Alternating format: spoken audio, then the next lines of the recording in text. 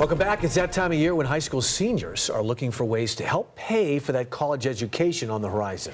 Sports reporter Scott Bemis is here to tell us how one family is helping with those costs and also honoring their late son at the same time.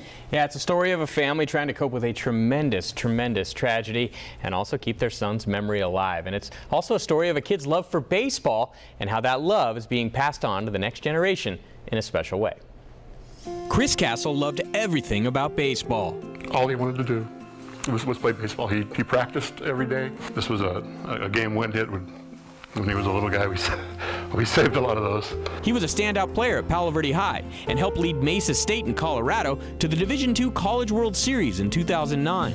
Here's a picture of right after they won the right to go to the College World Series. By that time, though, Chris had started having seizures. We certainly never thought that it was going to take his life. But on July 9, 2011, the worst fear was realized. The day that Chris died, we were going to go golfing that morning, and it was a no-call, no-show. I went up to his house, and it was obvious that he had had a seizure and that he had died. The autopsy said it was a case of sudden unexplained death in epilepsy, or SUDEP, something that only strikes 0.1% of epileptic patients, but something that had never been discussed with the Castles. Point is, the first time you hear of SUDEP should not be after your child has died.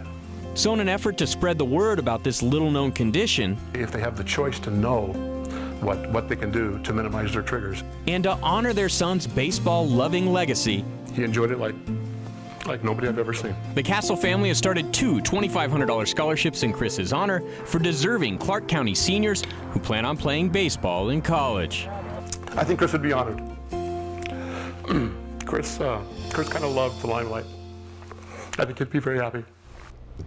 Now, the winners of the scholarships will be announced May 23rd at the Venetian. Mike says they hope to continue the scholarships for the next 10 years, and they are fully funded by family and friends, guys. Oh, so hard to listen to Dad just choking up there. Yeah, you could tell. You tell me they used to drive to LA to go to Dodger games like at 2:30 in the afternoon. Loved baseball. Yeah, he really loved his son, and it's tough to hear about these kind of things. Great way to keep his name in your memory, right? Absolutely. Scott, thank you. Well, it's Monday, so once again, time to introduce you to another young athlete from around the valley who has a bright future ahead. I went to the Las Vegas Ice Center to find this week's Star of Tomorrow. When Ashlyn Loon Course's friends see her skate, they're always amazed. They're like, whoa, teach me. The daughter of an English father who performed in the circus and on the ice for 30 years, and an Argentinian mother who was a roller skating champion and then later an ice performer herself, it's no surprise young Ashlyn is a natural for the limelight. I guess it's in my blood. Sometimes kids are really introverted, but Ashlyn just puts it all out there. She's been skating since she was 2, and even had her own ice show when she was 5 at a theme park in Missouri. Here are all my trophies from skating. Her trophy room at home is filled with over 100 pieces of memorabilia, and recently in Denmark, she finished 3rd out of over 20 skaters in an international competition, despite being the youngest one there. I felt like I accomplished something, you know. I felt really proud to represent the U.S. She's considered one of the top 11-year-olds in the western part of the country. Not surprising when you listen to her schedule.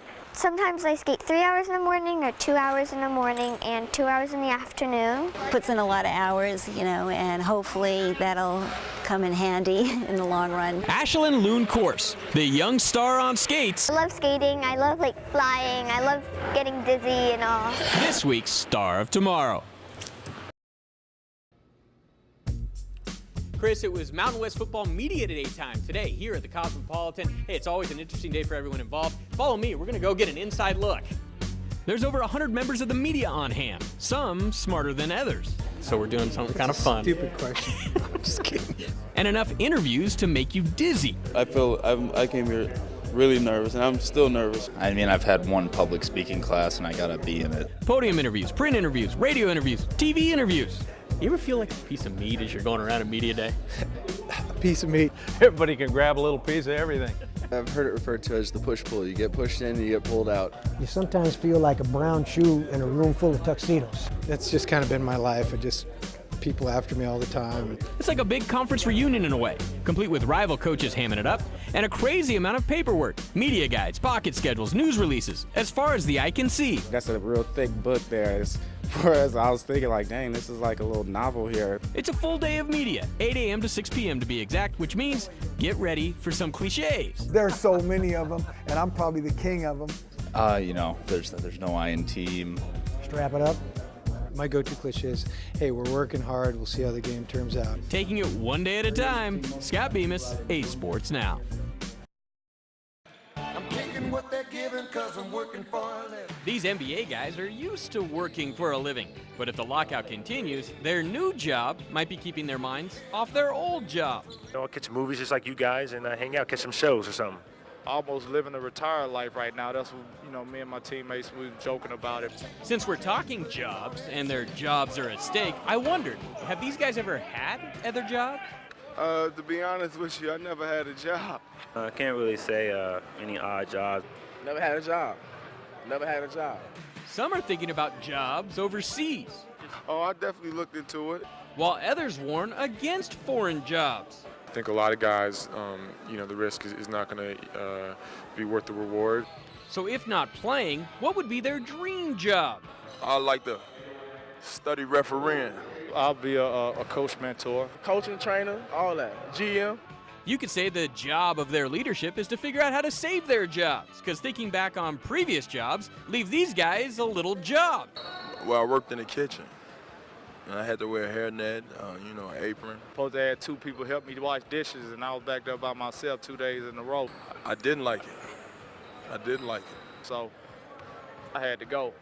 I don't want to go back to mowing the lawn. I don't think I'll be doing that again.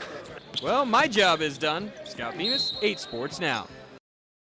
Hey, it's hammer time on the UNLV campus. That might not make sense now, but there is a rebel who has a chance at the Olympic Games, and then throwing a hammer will come into focus. Scott Bemis caught up with his future Olympic hopeful. Hammer time. When Amanda Binkson tells people she competes in the hammer, she sometimes gets an interesting reaction. Like a tool hammer. Everyone thinks that it's just like a hammer that you hammer in nails. Thanks to Binkson, though, Las Vegas is becoming familiar with the other kind of hammer, the kind you throw. I've never been really that good at anything, and so this is definitely exciting. I really don't know where the limit is for her, I like to think that she's capable of a world record one day, Over the weekend, the Rebel Junior won her 2nd straight conference title in the event. Amazing when you consider this former discus state champ at Silverado only picked up the hammer late in her freshman year at UNLV. Once you get into the groove of it, then it just starts becoming second nature, and then you just start trusting it. She's progressed so quickly, she's right on the cusp of producing a throw good enough to automatically qualify her for next year's Olympic trials. How often do you think about the Olympics? Every day when I go to bed. Right now it's NCAA, and then the Olympics is next year, so I don't want to say I expect it, but I know she can do it. When it comes to yours truly, though, I still need a little work. Scott Bemis, 8 Sports Now.